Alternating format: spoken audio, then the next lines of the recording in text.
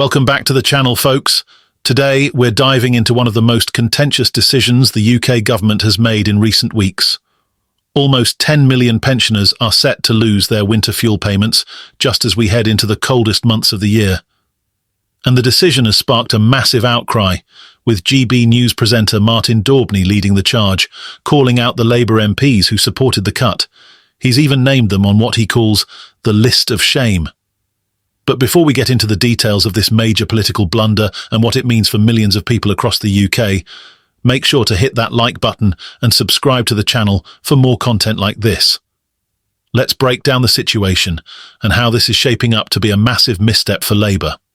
At the heart of this controversy is Labour's Rachel Reeves, who, at the party's recent conference in Liverpool, defended the government's decision to scrap the winter fuel payment, a benefit that has long been a lifeline for millions of pensioners trying to stay warm during the harsh UK winters. Reeves stood firm, stating that the decision wasn't made lightly and that she fully understands the gravity of the situation. Her words were meant to assure the public that the government is being responsible and thinking long-term. But for many, those assurances ring hollow. Pensioners up and down the country are outraged, and they have every right to be. The winter fuel payment has been one of the few consistent forms of support for older generations who struggle with rising energy bills. Many are now asking how they'll manage to heat their homes this winter without that crucial assistance. And that's where Martin Daubney steps in. On his GB News show, Daubney didn't hold back. He called out Fred Thomas, the Labour MP for Plymouth Moorview, who voted in favour of scrapping the payment. Thomas, who tried to defend Labour's position by shifting the blame to the previous Conservative government, found himself under intense fire from Daubney. "You're on the list of shame," Daubney declared, referring to the MPs who supported the cut.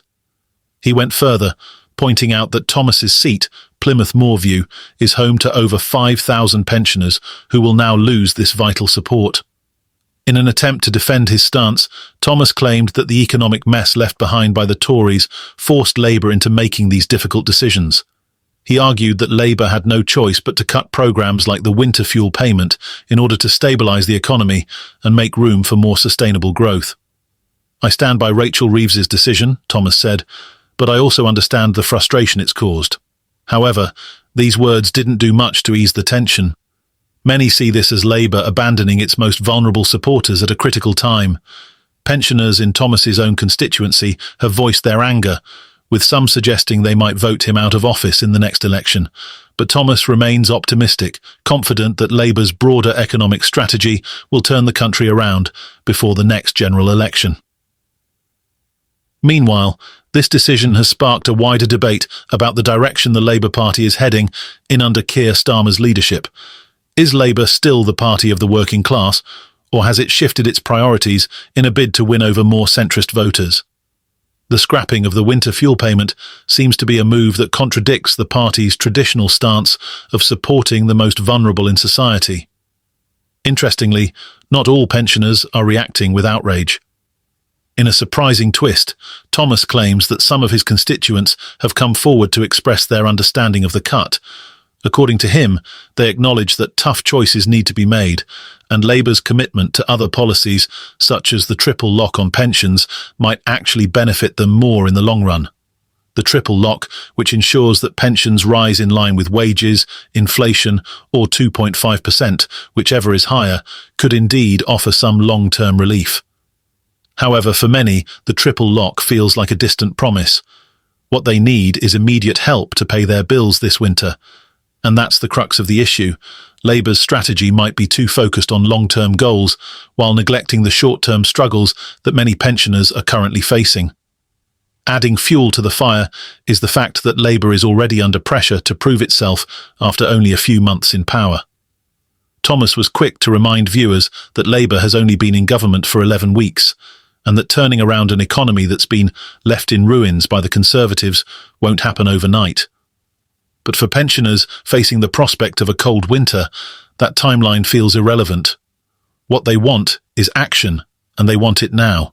As we dig deeper into the broader political landscape, there are other key players stepping up to challenge Labour's decision. Tory MPs, seizing the moment, have pounced on this decision as a sign that Labour has abandoned its commitment to working-class Britons. Priti Patel, for instance, called the decision a slap in the face for millions of pensioners who are now facing uncertainty in the coming months.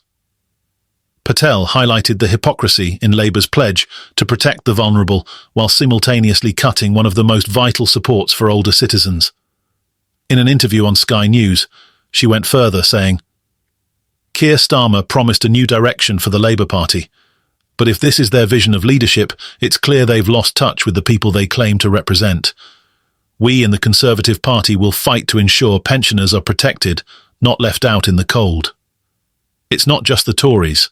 Smaller parties like the Liberal Democrats and the Green Party have also condemned the move, calling it an unnecessary cut that undermines the well-being of millions. Public sentiment has been deeply divided over Labour's move.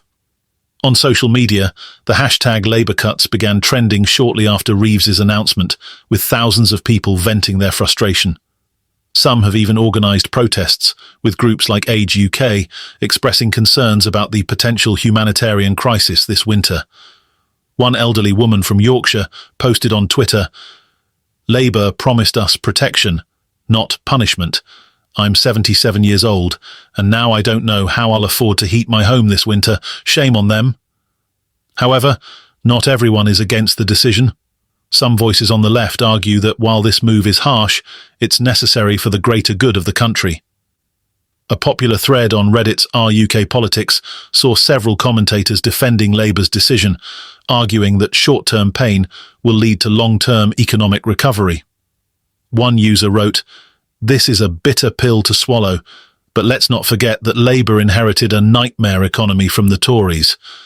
They have to make cuts somewhere to get things back on track." As we wrap up today's story, it's clear that Labour's decision to scrap the winter fuel payment is going to be a major political battleground in the coming months. For now, Martin Daubney's list of shame is gaining traction, and Labour MPs like Fred Thomas are feeling the heat. They might be able to justify the decision with economic arguments, but for millions of pensioners, that won't be enough to keep them warm this winter. Will Labour's long-term economic strategy win them votes, or have they alienated a key part of their voter base by cutting this crucial benefit? Only time will tell. One thing's for sure. This is just the beginning of a much larger political debate about how best to navigate the UK's economic crisis while still supporting those who need it most. Make sure to leave your thoughts in the comments below, and don't forget to subscribe for more updates on this and other breaking political stories. Thanks for watching, and we'll see you in the next video.